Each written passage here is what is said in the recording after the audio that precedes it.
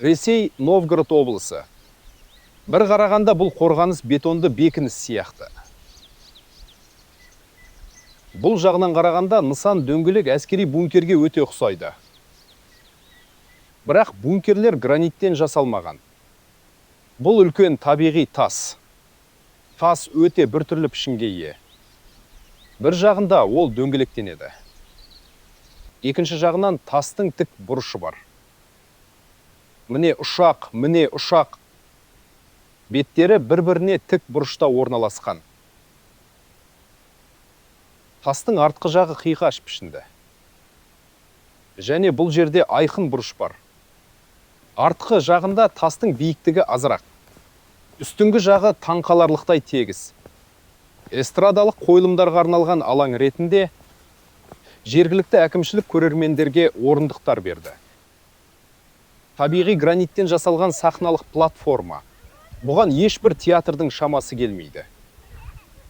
Тастың көрінетін бөлігінің салмағы шамамен 500 тоннаны құрайды. Тастың жер асты бөлігінің өлшемдері қандай екенін ешкім білмейді.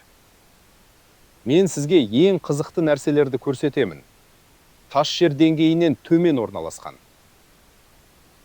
2 метрдей. Мұнда тегіс жер беті бар. Тас әлдеқайда төмен жатыр. Өйткені мұнда өзен ағып жатты. Тастың айналасында су болды. Міне ежелгі өзеннің сол жағалауы. Оң жақ жағалау бар. Бұрын су беті осы деңгейде болған. Гранит платформасы барлық жағынан сумен қоршалған. Мұнда су көп ағып жатты.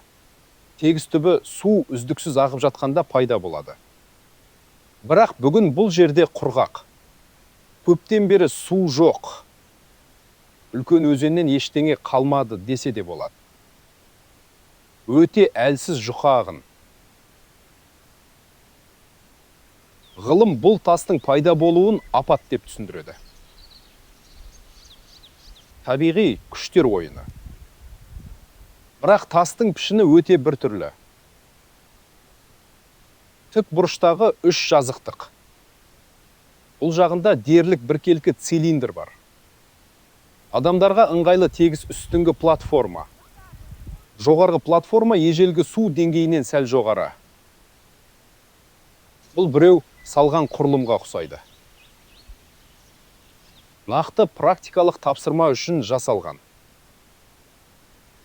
Тастың мақсаты суға байланысты болса керек.